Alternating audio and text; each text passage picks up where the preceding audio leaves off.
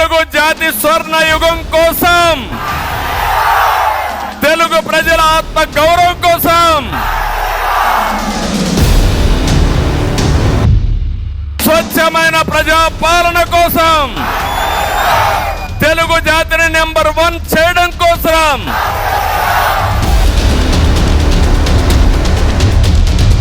మళ్ళీ రైతు రాజ్యం తీసుకొస్తాం, రైతుకు న్యాయం చేస్తాం, మీకు అండగా ఉంటామని ఈ ఆచంట మహాసభలో మీ అందరికి హామీ ఇస్తున్నానని చెప్పి కూడా నేను మీకు తెలియజేస్తున్నా. మళ్ళీ పోలవరం పూర్తి చేసుకుని రాష్ట్రానికి నదులను సంధానం చేయడమే కాకుండా ఈ జిల్లాకు 3 పంటలకు నీళ్లు ఇచ్చే బాధ్యత తెలుగుదేశం జనసేన ప్రభుత్వం తీసుకుంటామని హామీ ఇస్తున్నా. రేపు రాబోయే రోజుల్లో ఎప్పుడు ఎన్నికలు పెట్టినా తెలుగుదేశం జనసేన జైత్ర యాత్ర ఇక్కడి నుంచే ప్రారంభిస్తున్నాం.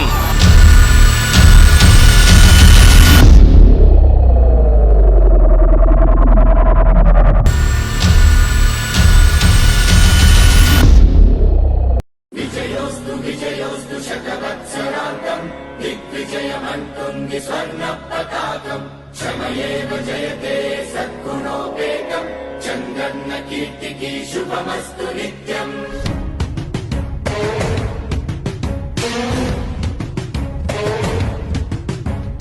విజయోస్తు విజయోస్తు శతవత్సరాంతం దిగ్విజయమంటుంది స్వర్ణ పతాకం. ఎగిరింది ఎగిరింది మన పసుపు జెండా, కష్టాల కన్నీళ్లు తని చేరకుండా నిలిచింది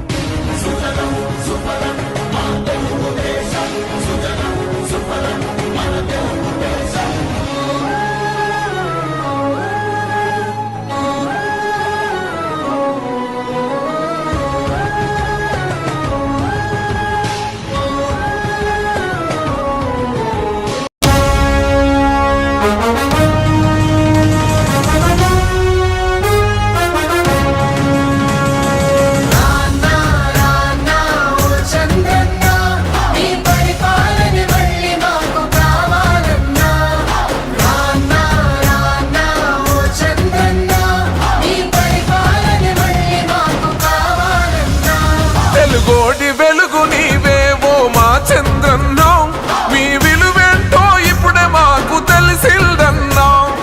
గోడి వెలుగు నీవేవో మా చంద్రన్న, మీ విలువేంటో ఇప్పుడే మాకు తెలిసిందన్నా. పొరపాటున తప్పటడుగు వేశామన్నా, పొరపాటున తప్పటడుగు వేశామన్నా. రౌడీలకు రాజ్యమిచ్చి దగా పడ్డామన్నా,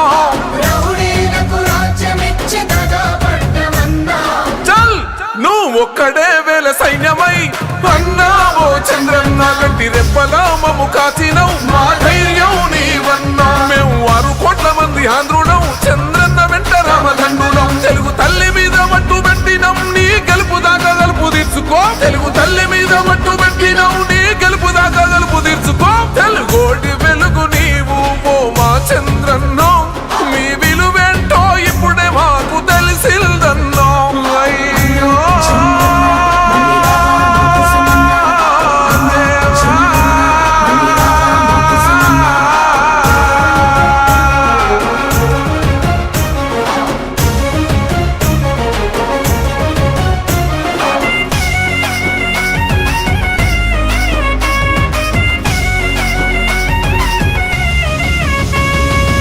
పాలనంతా యువత కాలరెగరేసి బతికారులే, వీధల బిడ్డలు అంతా లక్షల జీతాలు తెచ్చారులే.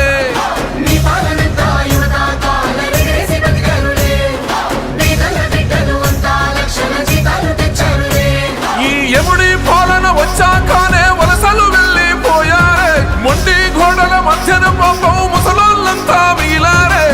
అరెరెరెరెరెరె కొండగండలా నువ్వు ఉండగా అన్నావో చంద్రన్న కౌరవుల్ని ఎక్కి తొక్కుతాం మా ధైర్యం నీవన్నా నీ రాకతోటి మళ్ళీ రాష్ట్రమే కలకలలాడేనన్నా ఈ తెలుగు నేలవే కన్నులై నీకై చూస్తుందన్నా తెలుగు తల్లి మీద మట్టు పెట్టినం నీ గెలుపు దాకా గలుపు తీర్చుకో తెలుగు తల్లి మీద మట్టు పెట్టినం నీ గెలుపు దాకా గలుపు తీర్చుకో తెలుగోటి వెలుగు నీవు ఓ మా చంద్రన్నో మీ విలువేంటో ఇప్పుడే మాకు తెలిసిందన్నో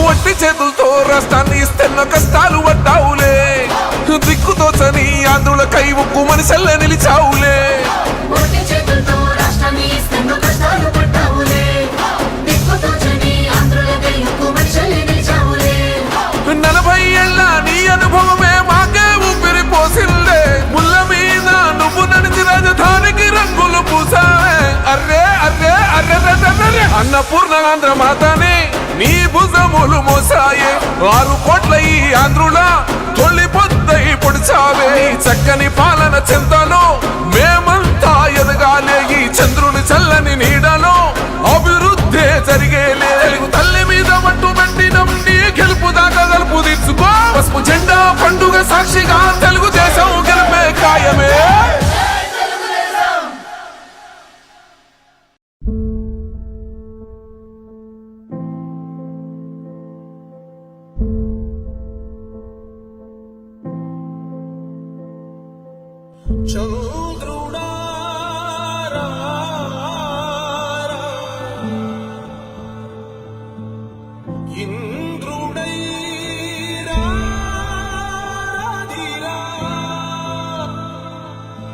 ఏనాడు నీ పరిపాలన మాకు వరం నీ వల్లే ఈ రాష్ట్రపు సంక్షేమం సత్యం నిత్యం సఫలం జనగణ మంగళ నాయకుడా ఘనమగు చరితల నాయకుడా పలుతరములు మము పరిపాలించర స్వామికుడా నవయుగ మేధో సైనికుడా సమయము తెలియని సేవకుడా యువ నవ్యాంధ్రకు ప్రగతిని చూపర సాధకుడా వైతాళికుడా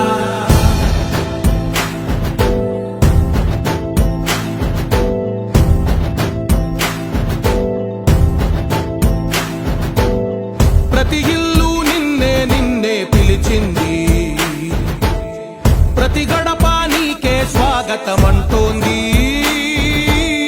ప్రతి మనసు నువ్వే గెలవాలంటోంది పెద్ద కొడుకు నీవై తోడున్నావు చాలు జరుగుతుంది మాకు మేలు మేలు ఇంటి పెద్ద నీవై నిలిచి ఉంటే చాలు వెలిసి పోవ రాష్ట్రమంతటా శాంతి క్రాంతి సంతోషాలు నాయకుడా నాయకుడా మళ్ళీ నువ్వే రావాలి నవ్యాంధ్ర పాలకుడై నువ్వే గెలవాలి నాయకుడా నాయకుడా మా తోడై నువ్వుండాలి మేమంతా నీ వెంటే ముందడుగెయ్యాలి ప్రతి ఊరు నీ పరిపాలన కోరింది ఓ ప్రతి వాడ నీకే మద్దతు పలికింది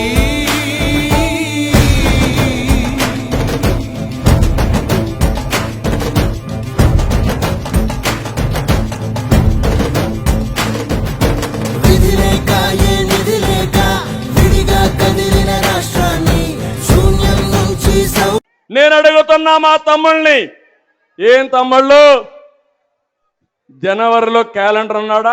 జాబ్ క్యాలెండర్ అన్నాడా? ఇచ్చాడా? వచ్చాయా? డిఎస్సి అన్నాడా? మెగా డిఎస్సి అన్నాడా? ఒక డిఎస్సి పిలిచాడా? ఒక్కరికి ఉద్యోగం వచ్చిందా? మళ్ళీ జాబు రావాలంటే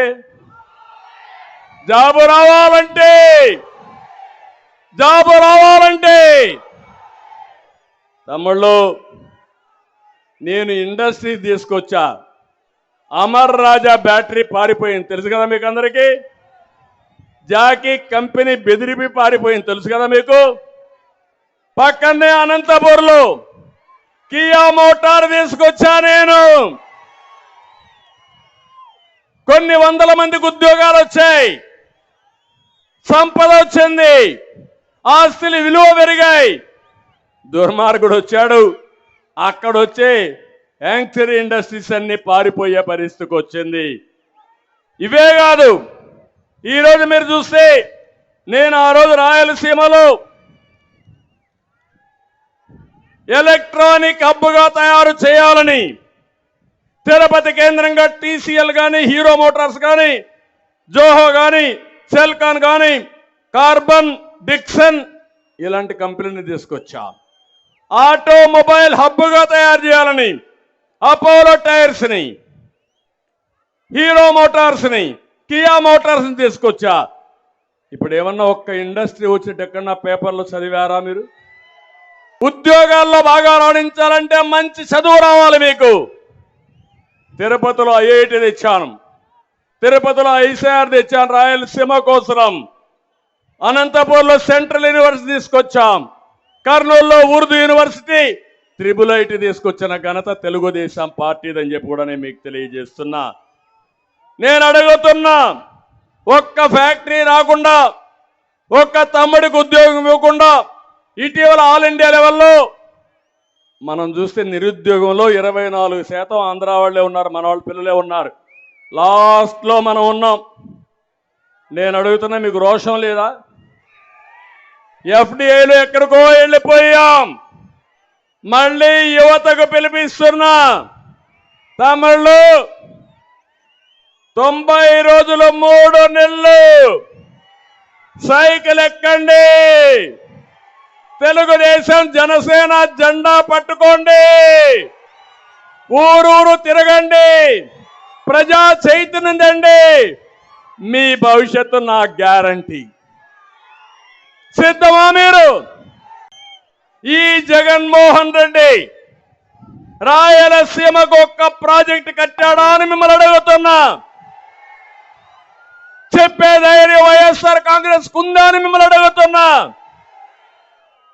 5 సంవత్సరాల ముఖ్యమంత్రిగా 12,450 కోట్ల రూపాయలు తెలుగుదేశం పార్టీ ఖర్చు పెడితే దాంట్లో కనీసం 20% ఖర్చు పెట్టిన ఈ ముఖ్యమంత్రి రాయలసీమను ఉద్ధరిస్తాడా తమ్ముళ్ళు అని మిమ్మల్ని అడుగుతున్నా. నమ్మకం ఉందా అని మిమ్మల్ని అడుగుతున్నా. ఇలాంటి వ్యక్తుల్ని క్షమించాలని మిమ్మల్ని అడుగుతున్నా. జగన్మోహన్ రెడ్డి రాయలసీమ ద్రోహి అవునా కాదా అని మిమ్మల్ని అడుగుతున్నా. ఈసారి నీళ్లు వచ్చాయా మీకు? వచ్చాయా నీళ్లు? నేనుంటే నీళ్లు రాకుండా ఉండే పరిస్థితి ఉందా అని మిమ్మల్ని అడుగుతున్నా. అదే మన దూరదృష్టి. నేనేం ఆలోచించాను, ఇమ్మీడియట్గా ముఖ్యమంత్రి అయిన రోజునే రాయలసీమకు నీళ్లు తేవాలని ముచ్చుమర్రి లిఫ్ట్ ఇరిగేషన్లు ఫైనలైజ్ చేశాను. దానివల్ల నీళ్లు కిందికి పోయినా ఆ నీళ్లని లిఫ్ట్ చేసే అవకాశాన్ని కల్పించిన పార్టీ తెలుగుదేశం పార్టీ. ఇంతేకాదు, శ్రీశైలంలో నీళ్లు పొదుపు చేయాలని కృష్ణా డెల్టాకి పట్టసీమ ద్వారా గోదావరి నీళ్లు 120 టీఎంసీ నీళ్లు తీసుకొచ్చాం. ఆ 120 టీఎంసీ నీళ్లు ఎక్కడ పెట్టామంటే శ్రీశైలంలో పెట్టాం. ఆ నీళ్లు ఎవరికి ఇచ్చామంటే రాయలసీమకి ఇచ్చాం. అదే నేను ముఖ్యమంత్రిగా ఉండుంటే అప్పటికే టెండర్లు పిలిచాను. గోదావరి నీళ్లు నాగార్ సాగర్ రైట్ మెయిన్ కెనాల్కి తీసుకురావాలని 250 టీఎంసీ నీళ్లు అక్కడ తెచ్చేవాళ్ళం, అక్కడ నీళ్లు ఇచ్చేవాళ్ళం.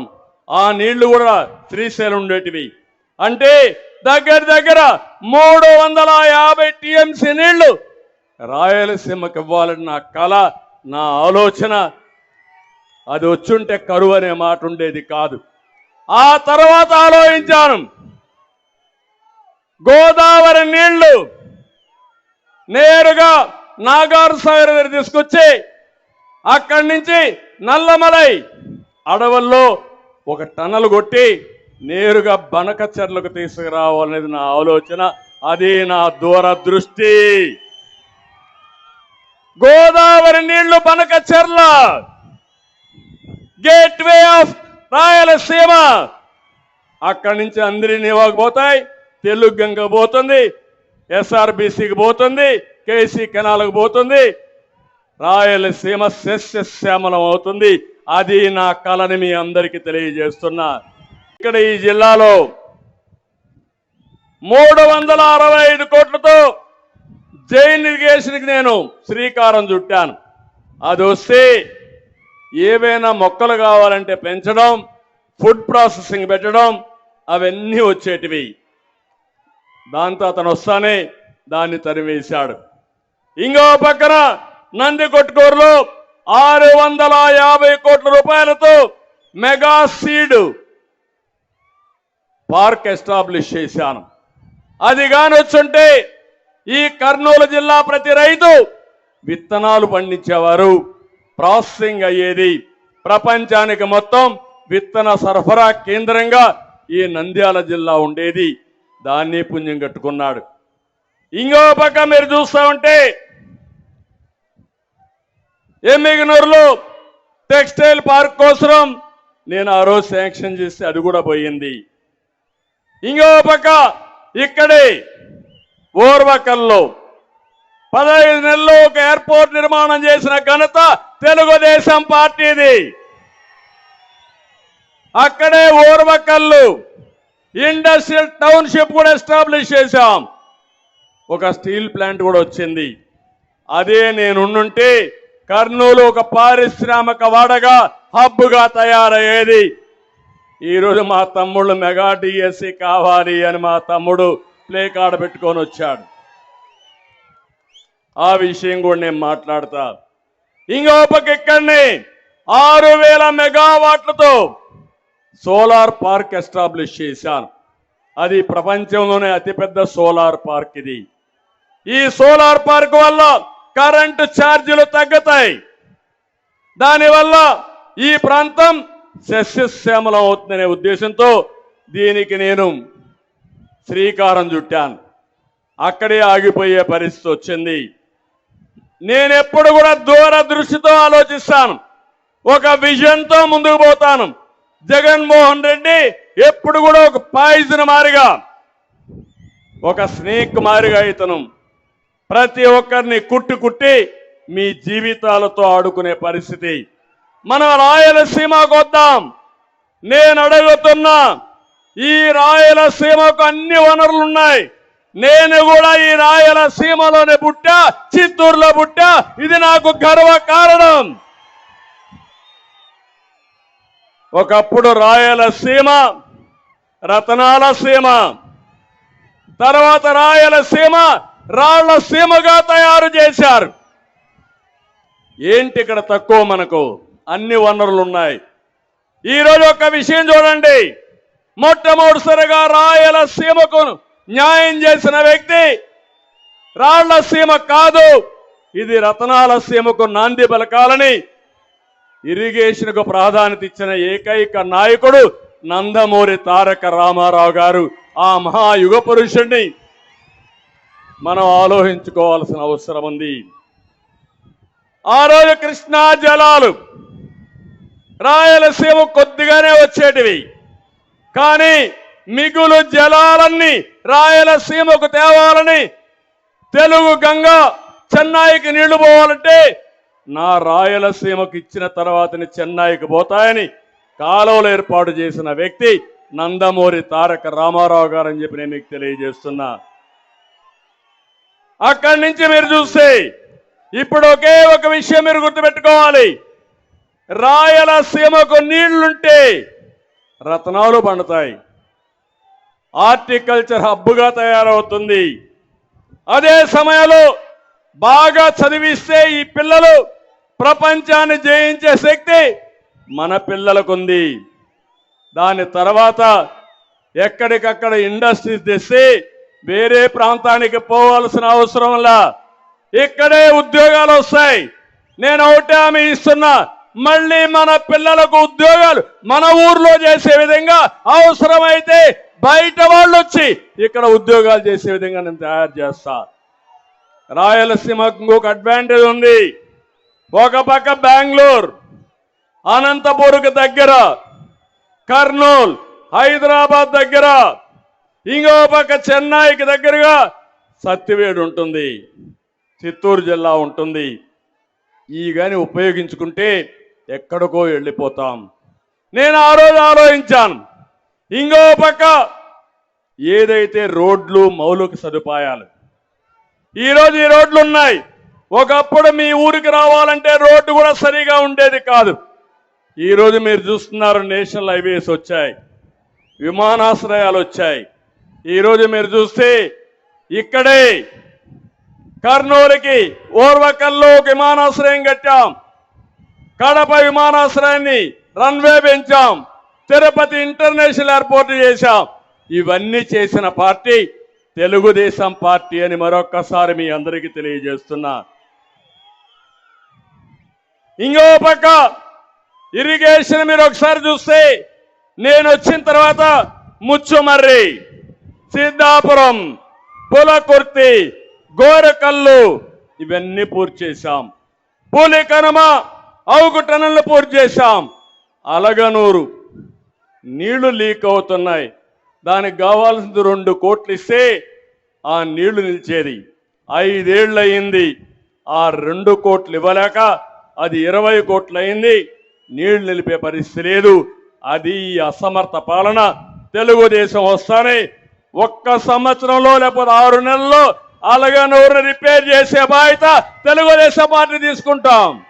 తమ్ముళ్ళు, ఎంత దుర్మార్గం అంటే, జగన్మోహన్ రెడ్డి ఇంట్లో గొడవ. అవునా? గొడవ అవునా కాదా? మీ ఇంట్లో గొడవ అయితే ఎవరు పరిష్కారం చేసుకోవాలా? మీరే కదా.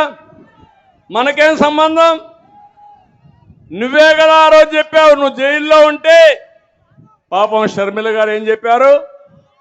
జగనన్న బాణం, జగనన్న వదిలిన బాణం రాష్ట్రం అంతా తిరిగింది. నేను పాదయాత్ర చేస్తే పాదయాత్ర కూడా చేసింది. పార్టీ కోసం పనిచేస్తే తప్పట్లేదు. ఇప్పుడు ఎక్కడ తిరుగుతా ఉంది ఆ బాణం? నేను ఒక విషయం అడుగుతున్నా మిమ్మల్ని. అన్న తమ్ముడు అనుబంధం, ఎన్టీ రామారావు గారు సినిమాలు తీశారు, అవునా కాదా? భారతదేశంలో ప్రతి ఒక్క వ్యక్తి కూడా తల్లిదండ్రులు సంపాదించిన ఆస్తి ఒకే చెల్లుంటే ఆ చెల్లికి ముందు పెళ్లి చేసి ఆ అమ్మాయి బాగుండాలని కోరుకుని, అవసరమైతే ఆస్తి కూడా అమ్మాయికి ఇచ్చి నేను కష్టపడతాను నా జీవితం కోసం ముందుకు పోతా, అవునా కాదా? ఇది మన సాంప్రదాయం, అవునా కాదా అని మిమ్మల్ని అడుగుతున్నా. ఆ అమ్మాయికి ఆస్తి మీరు గొడవ పడతారు, నేను వచ్చానని నా మీద పడతారు, నాకేం సంబంధం? ఈ జిల్లాకు ఒక ప్రత్యేకమైన ప్రాధాన్యత ఉంది. శ్రీశైలం మల్లన్న కొలువైన జిల్లా ఇది. ఇక్కడే అహోబిలం కూడా ఇప్పుడే వచ్చి ఆశీర్వదించారు స్వాములు నన్ను. మల్లా లక్ష్మీ నరసింహస్వామి మనకు సహకరిస్తాడు.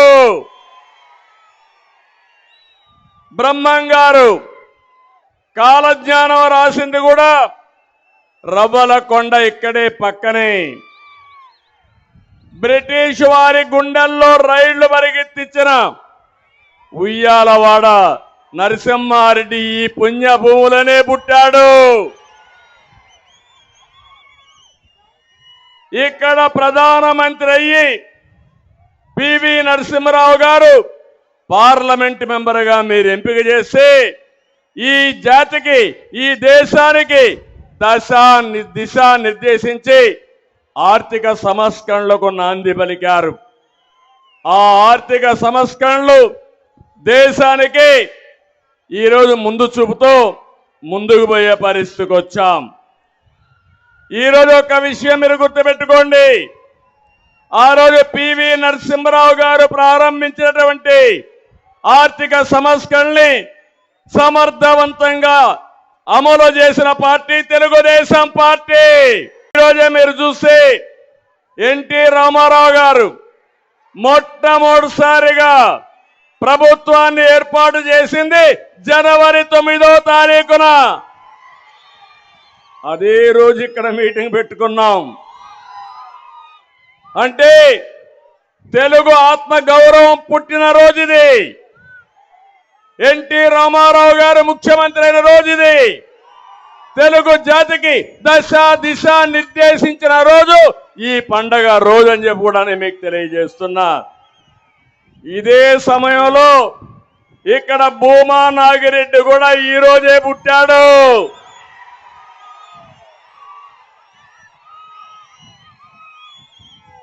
అలాంటి మంచి నాయకుడిని ఈరోజు నేను ఇక్కడికి వచ్చి ఘాటు గొళ్ళెళ్ళి ఆయనకు నివాళులు అర్పించి వచ్చానంటే ఇది నా అదృష్టంగా నేను భావిస్తున్నా.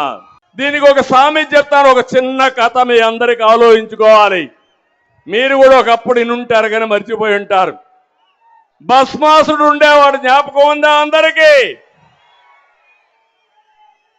ఈశ్వరుడి భక్తుడు భస్మాసురుడు. ఆయనతో తపస్సు చేశాడు బోడా శంకరుడు. ఆ తపస్సుకు మెచ్చిపోయాడు, కరుణించాడు, కోరుకోమన్నాడు. ఇమ్మీడియట్ గా భస్మాసుడు కోరింది, నేను ఎవరి తలపైన నెత్తి పెడితే, నెత్తిన చేయి పెడితే వాడు బూడిదైపోవాలా అని కోరుకున్నాడు. పాపం ముందు వెనక ఆలోచించలేదు. ఈశ్వరుడు ఆలోచించుకున్నా వరం ఇచ్చాను పో అన్నాడు. అక్కడి నుంచి ప్రారంభమైన కష్టాలు. తనకు వరం ఇచ్చిన భస్మాసురుడు, ఎవరైతే భస్మాసురుడు ఉన్నాడో శంకరుడి మీదనే చేయి పెట్టబోయాడు, ఆయన నెత్తినే చేయి పెట్టబోయాడు. శంకరుడికి దిక్కుదేల పాపం ఏం చేయాలని ఆలోచించాడు. ఎక్కడెక్కడో దాంకున్నాడు. కడాన పోయి విష్ణువు దగ్గరికి పోయి తప్పైపోయింది, నేను వరం ఇచ్చాను, వాడు నానెత్తినే చేయబెడుతున్నాడు, కాపాడు మహోప్రభు అంటే అప్పుడు ఆయన మీరు చూస్తే విష్ణుమూర్తి మోహిని అవతారంలో వచ్చి ఈ భస్మాసురుణ్ణి మోసగించి కూడా అంటే మరిపరించి తర్వాత ఆయన చెయ్యి ఆయన ఎత్తినే పెట్టుకున్నాడు. ఆ దెబ్బతో ఏమయ్యాడు? భస్మం అయిపోయాడు, బూడిదైపోయాడు. ఇప్పుడు ఇక్కడ ఏం జరిగిందంటే మీ దగ్గరకు వచ్చాడా? ముద్దులు పెట్టాడా? ఒక్కసారి అన్నాడా? మురిసిపోయారా మీరందరూ? ఓటేశారా లేదా? ఇప్పుడు అందరూ నెత్తిన చేయి పెట్టాడా లేదా అని మిమ్మల్ని అడుగుతున్నా. అందరికీ కష్టాలు వచ్చాయా లేదా మీరే చెప్పండి. ప్రతి ఇంటికి, ప్రతి ఊరికి, ప్రతి ప్రాంతాన్ని నాశనం చేసిన చరిత్ర ఈ యొక్క సైకో జగన్మోహన్ రెడ్డి. ప్రతి ఇంటికి, ప్రతి ఊరికి, ప్రతి ప్రాంతాన్ని నాశనం చేసిన చరిత్ర ఈ యొక్క సైకో జగన్మోహన్ రెడ్డి. జగన్కు తెలిసింది రద్దులు, గుద్దులు, బొక్కుడు, నొక్కుడు, కూల్చివేతలు, దాడులు, కేసులు తప్ప ఇంకేమీ తెలియని వాడు. నేను అందుకనే ఈ ఆళ్లగడ్డలో ప్రారంభిస్తున్నా స్వర్ణ యుగం మళ్ళీ రావాలని మనస్ఫూర్తిగా ఆకాంక్షిస్తున్నా. ఈ మీటింగ్ లో మీరందరూ ఒకటే ఆలోచించాలి. స్వర్ణ యుగం కావాలన్నా తెలుగు జాతికి,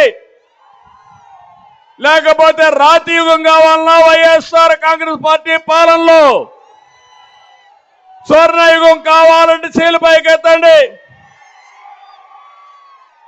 రాతి యుగం వద్దనే వాళ్ళు గట్టిగా చప్పట్లు కొట్టి నిరసన తెలియజేయండి. ఎందుకు నేను ఈ మాట వాడానంటే నేనేదో అధికారం కోసం రాలా మీ దగ్గరికి. 14 సంవత్సరాల ముఖ్యమంత్రిని, 40 సంవత్సరాలుగా ఎమ్మెల్యేని, ఇప్పటికే 40 ఏళ్లుగా ఎమ్మెల్యే. ఎవరికి దక్కని గౌరవం దక్కింది. ఎవరు చేయలేని పనులు కూడా నేను చేసిన నిజాయితీ నిరూపించుకున్నా. ఈరోజు నేను ఒక పిలుపు ఇవ్వడానికి వచ్చా. రాతి యుగం వైపు వెళ్తారా, స్వర్ణ యుగం కోసం నాతో నడుస్తారా అని మిమ్మల్ని అడుగుతున్నా. ఇంకొక ఆయన డోన్లో ఉన్నాడు, బుగ్గన పెట్ట కథల మంత్రి. మాట్లాడితే కమ్మగా మాటలు చెప్తాడు. చేసే పాత్రం నాగభూషణం స్టైల్లో. సినిమాల్లో ఉండేవాడు జ్ఞాపకం ఉన్నా నాగభూషణం. కమ్మగా మాట్లాడి చేయాల్సిందో చేసేవాడు. ఆ కోవకు చెందినటువంటి బుగ్గన వీళ్ళు మనకు మంత్రులు. ఏం తమ్ముళ్ళు మీకు బాధ లేదు, ఇవన్నీ కూడా చూస్తా అంటే అన్ని ఆయనే. తమ్ముడు చెప్తున్నారు క్వార్టర్ బాటిల్ తీసుకొచ్చాడు.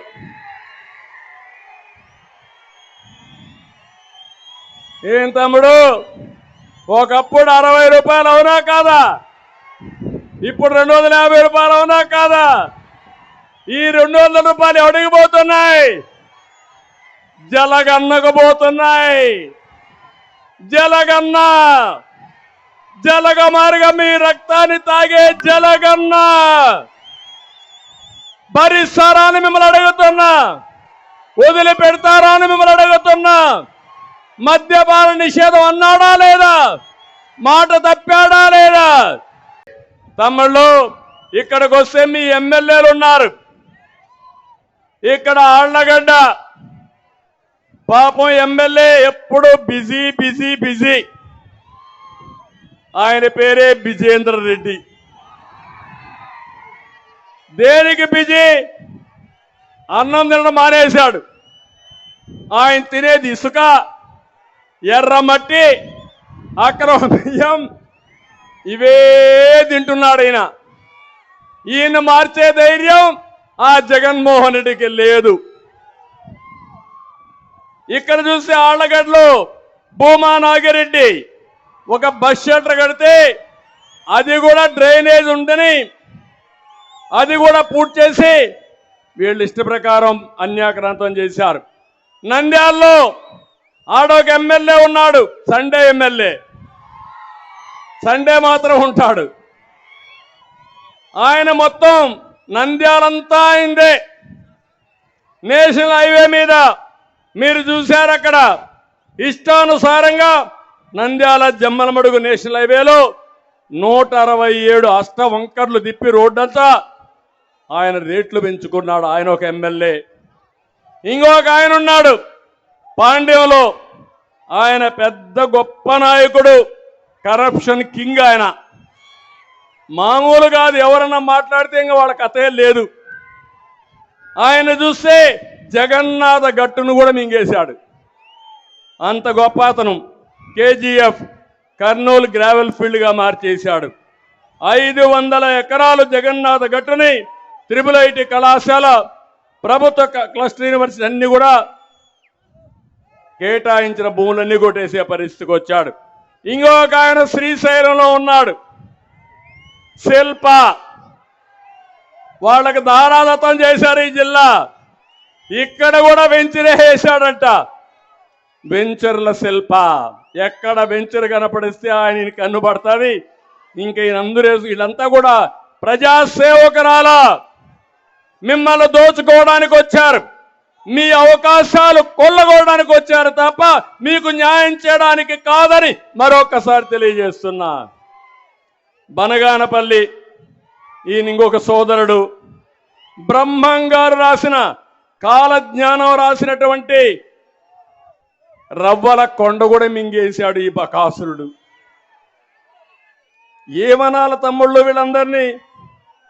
ఇంకో బాగా పాపం నంది కొట్టుకోరు అమాయకుడు ఆయన. ఆయన ఎమ్మెల్యే చిల్లర కొట్లేవు కొట్టుంటాడు కానీ అక్కడ ఒక ఆయన ఉన్నాడు, పెద్ద హీరో. ఆయన రాష్ట్రం అంతా ఏదైనా చేస్తానంటాడు. నేను అడుగుతున్నా, ఆయనకి మాత్రం ఎమ్మెల్యే సీట్ ఇవ్వనున్నారు. ఈ 6 మంది కథ ఏంటి? ఈ 6 మంది ఎమ్మెల్యేలకు అర్హులా అని మిమ్మల్ని అడుగుతున్నా. అవినీతి పరులు అవునా కాదా అని మిమ్మల్ని అడుగుతున్నా. ప్రజల్ని దోచుకున్నారా లేదా అని మిమ్మల్ని అడుగుతున్నా. సమాధానం ఉందా తమ్ముళ్ళు? చెప్పే ధైర్యం ఉందా అని అడుగుతున్నా. ఇంకొక ఆయన డోన్లో ఉన్నాడు, బుగ్గన, పెట్ట కథల మంత్రి. మాట్లాడితే కమ్మగా మాటలు చెప్తాడు. చేసే పాత్రం నాగభూషణం స్టైల్లో. సినిమాల్లో ఉండేవాడు జ్ఞాపకం ఉందా నాగభూషణం? కమ్మగా మాట్లాడి చేయాల్సిందో చేసేవాడు. ఆ కోవకు చెందినటువంటి బుగ్గన వీళ్ళు మనకు మంత్రులు. ఏం తమ్ముళ్ళు మీకు బాధ లేదు? ఇవన్నీ కూడా చూస్తా అంటే అన్ని ఆయనే. ఈ ముఖ్యమంత్రి మిమ్మల్ని మోసం చేశాడు. కర్నూలుకి హైకోర్టు తెస్తా అన్నాడా లేదా? తెచ్చాడా ముఖ్యమంత్రి? తెస్తాడా ముఖ్యమంత్రి? చేతనవుతుందా ఇతనికి? నేను ఒకటే చెప్తాను, ఆ మాట ఆ రోజు చెప్పా, ఈ రోజు చెప్పా.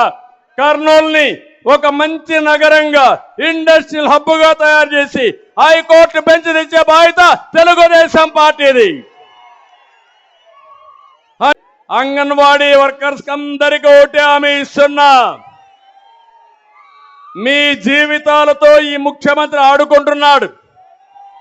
మీ జీతాలు పెంచింది నేను. మీకు శాశ్వతంగా ఒక అన్నగా ఉంటా, మీకు న్యాయం చేస్తా. తప్పకుండా తెలుగుదేశం పార్టీ వచ్చిన వెంటనే మా అంగన్వాడీ టీచర్లకు న్యాయం చేసే బాధ్యత తీసుకుంటామని మరొక్కసారి హామీ ఇస్తున్నా. మిమ్మల్ని ఉద్యోగాల నుంచి చేస్తాడంట. జీతం పెంచమంటే ఎస్మా పెట్టి నీ ఉద్యోగాన్ని డిస్మిస్ చేస్తాడంట. ఏమి భయపడక్కర్లా, మీరందరూ గట్టిగా ఉండండి. జగన్మోహన్ రెడ్డి గుండెల్లో రైళ్లు పరిగెత్తచ్చండి. నా ఆడబిడ్డలకు నేను అండగా ఉంటా. మీరు దోచుకున్న డబ్బుల్లో 10% ఖర్చు పెడితే ఇప్పుడు ఉద్యోగాలు ఎవరైతే రోడ్డు మీద ఉన్నారో అందరూ కూడా ఉద్యోగాలకు పోయే పరిస్థితి వస్తుంది. నేను దానికి తోడుగా డ్రిప్ ఇరిగేషన్ ఇచ్చా. జ్ఞాపకం తెచ్చుకోండి, రాయలసీమకి 90% సబ్సిడీతో డ్రిప్ ఇరిగేషన్ ఇచ్చిన పార్టీ తెలుగుదేశం పార్టీ. ఇచ్చాడా? ఇప్పుడు వచ్చిందా? ఈరోజు 1 ఎకరాకి ఇచ్చాడా అని అడుగుతున్నా. 10 లక్షల ఎకరాలకు ఇచ్చా నేను, అవునా కాదా? ఈరోజు 4 లక్షల ఎకరాలు తగ్గిపోయింది హార్టికల్చరు. మదమెక్కిన వ్యక్తి అహంభావంతో ఇంకా దిక్కు తెలియకుండా అధికారం వచ్చిందని అసలే కోతి, ఆ పైన కళ్ళు దాగింది, ఆ పైన ముళ్ళు కొట్టింది. ఇంకా చూడు దాని కథ ఆడతాది. అధికారం వచ్చి అందలం ఎక్కి మన మీద దాడి చేసి నా మీదనే అటెంప్ట్ మర్డర్ కేసులు పెట్టారంటే మా పోలీసులందరూ చూస్తున్నారు. మీరే చూడండి. రాబోయేది తెలుగుదేశం పార్టీనే, మీకు కూడా న్యాయం చేసే తెలుగుదేశం పార్టీనే. ఈరోజు ముఖ్యమంత్రిని చూస్తే ఎట్లుందంటే, మీ పొలం మీదే కదా, ఆ పొలం ఇచ్చింది మీ తాత ముత్తాతలు, అవునా కాదా? దానిపైన బొమ్మ ఎవడిది బొమ్మ? ఏవాయన మీ తాత తరపున బంధువా? మీ అమ్మమ్మ తరపున బంధువా? ఆయన బొమ్మ ఏంటి? మీకు రోషం లేదా అని మిమ్మల్ని అడుగుతున్నా. భూమి నీది, బొమ్మ అయింది. బొమ్మల పిచ్చోడు. కడాన ఇంకోటి చూడండి, మీ భూమి నెమ్మల రాళ్ళు వేసాడా? రాళ్ళు అవి కూడా కొన్ని మార్చేశాడు. భూమి మొత్తం మారిపోతా ఉంది, రికార్డ్స్ అన్ని మారిపోతున్నాయి. దానిపైన బొమ్మ ఎవరిది తమ్ముళ్ళు? ఎవరిది బొమ్మ? ఇది న్యాయమా అని మిమ్మల్ని అడుగుతున్నా. నాకైతే ఆశ్చర్యం వేస్తుంది. ఇది ఎక్కడ రంగుల పిచ్చోడో నాకైతే అర్థం కాల. ఏంటి రంగుల ఆటలు? ఇంకో పక్క అన్నిటికంటే ప్రమాదం, కొత్త చట్టాన్ని ఒకదాన్ని తీసుకొచ్చాడు. ఆ చట్ట ప్రకారం ఎంఆర్ఓకి అధికారాలు లేవు, ఆర్డీఓకి అధికారం లేదు. ఆయన ఎవరినో ఒకటి పంపిస్తాడంట, వాడి దగ్గర మీ రికార్డు భూమి ఉంటుందంట. ఆయన మార్చేస్తే మీరు నేరుగా ఆయనకి సరెండర్ అయిపోవాలి, హైకోర్టు కన్నా పోవాలి. అంటే మన భూమి, మన తాత ముత్తాతలు ఇచ్చిన ఆస్తి, అడంగలు కానీ 10-1 కానీ పట్టాదారు పాస్బుక్లు ఇచ్చిన ఆస్తి అన్నీ తీసేస్తాడంట. తీసేసి మనం అందరం ఈ జగన్మోహన్ రెడ్డికి బానిసలం. ఆయన ఎవడికి చెప్తే వాడికి ఆట ఆడడానికి. ఇది మీరు ఆమోదిస్తారా అని అడుగుతున్నా. మీ ఆస్తికి మీరు వారసులు అవునా కాదా? మీ ఆస్తి మీదవునా కాదా? అలాంటిది ఈరోజు మీ ఆస్తి కూడా రికార్డులన్నీ తారుమారు చేసేసి వీళ్ళు అమ్ముకోవాలని ప్రయత్నం చేస్తున్నారంటే వీళ్ళని ఏమనాలి నాకైతే అర్థం కాలేదు. ఈరోజు మీరు ఒకసారి చూడండి, ఇక్కడంతా కూడా నంద్యాల పార్లమెంటు రెడ్లు ఉన్నారు, వెనుకబడిన వర్గాలు ఉన్నారు, మైనారిటీ సోదరులు ఉన్నారు, ఇంకో పక్క ఎస్సీలు ఉన్నారు. నేను అడుగుతున్న మొట్టమొదటిసారిగా రెడ్లని, మీకు న్యాయం జరిగిందా ఈ ప్రభుత్వంలో? ఏమైనా వరగబెట్టారా? 7 మందికి 6 మంది ఎమ్మెల్యేలు ఉన్నారు. దోపిడీ దొంగల వీళ్ళు అవునా కాదా అని మిమ్మల్ని అడుగుతున్నా. ఏ రైతైనా ఏ కులంలో పుట్టినా బాగుపడ్డాడా అని మిమ్మల్ని అడుగుతున్నా.